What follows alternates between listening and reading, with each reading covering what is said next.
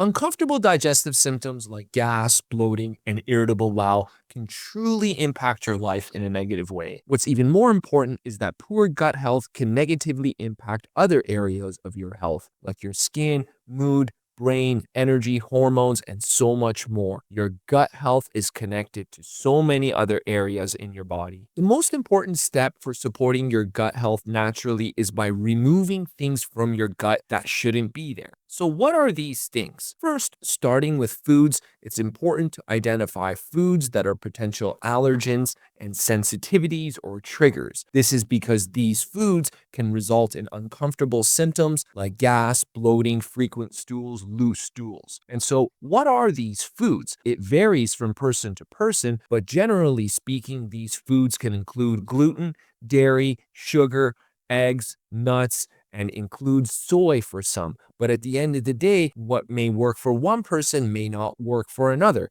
And this is why it's very important to get food allergy and sensitivity testing done if you're experiencing uncomfortable digestive symptoms. That's the food piece. But also, there is other things like bacteria, viruses, and parasites that could be present in the digestive system. And it's important to identify those and remove those as well to clean up the terrain and the playing field. So how do you go about removing some of these things like the bacteria that I mentioned? First and foremost, it begins with testing. By doing comprehensive stool analysis, you can identify if there's bacteria that's overgrown, potential parasites that may be there, viruses, things like Helicobacter pylori, Candida, all of which can negatively impact digestive function. And so it's very important to identify them and go after them and remove them in order to give the gut a chance to heal itself. The next thing you want to do to improve your gut health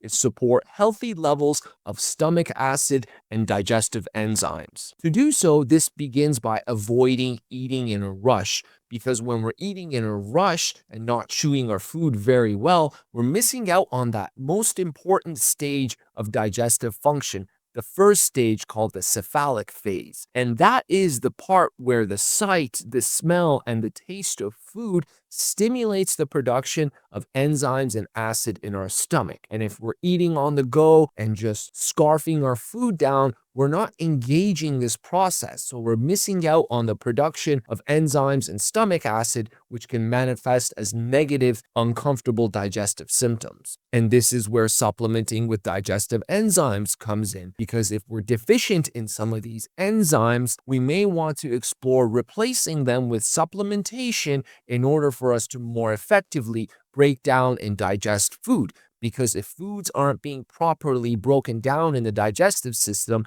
they can often result in uncomfortable digestive symptoms like gas and bloating. But first, it starts with addressing some of the foundational things like chewing your food well, avoiding drinking fluids with meals, because that dilutes the acid in the stomach, as well as avoiding eating on the go, eating in a calm, relaxed state. And if that doesn't work, supplementing with digestive enzymes could be something you could discuss with your doctor. Another thing to consider when it comes to supporting gut health is being mindful of the bacteria in the digestive tract, because this bacteria in the gut not only is crucial for digestive function, but it's important for hormones, mood, detoxification, blood sugar, healthy weight, and so much more. This often starts by avoiding highly processed foods, fast foods, because these foods are stripped of their nutrients and their fiber, and this oftentimes will feed the bad bacteria in the gut, causing further imbalance or dysbiosis, which can worsen gut symptoms like gas, bloating, abdominal pain, and irregular bowel movement. So the first thing we want to do is minimize the standard American diet,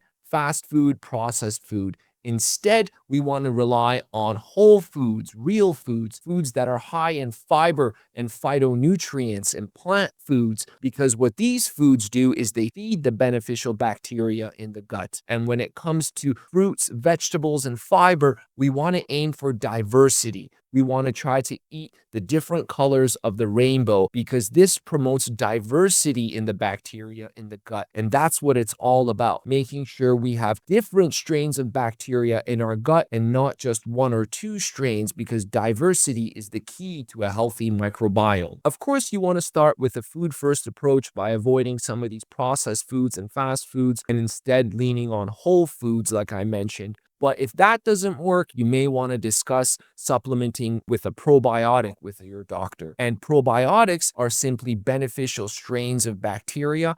There's so many different ones on the market, different strains for different purposes. What may work for one person may not work for another. That's why it's important to discuss this with your doctor. But a probiotic could be a quick way to reintroduce some of the beneficial bacteria back in the gut, which can help bring the gut back into balance. And when it comes to supporting the health of the gut, it is very important to pay attention to the gut lining, because oftentimes if there's gut issues, chances are that gut lining can become compromised. And this means that there could be a condition called leaky gut or intestinal hyperpermeability. And what this means is that the cells of the digestive tract, the cells of the gut wall that should be tightly sealed and stacked on each other like bricks of a house, they have developed holes in them and they become leaky. And when the cells of the gut wall become leaky, that means things like undigested food particles, toxins can get through the walls of the digestive tract and enter the bloodstream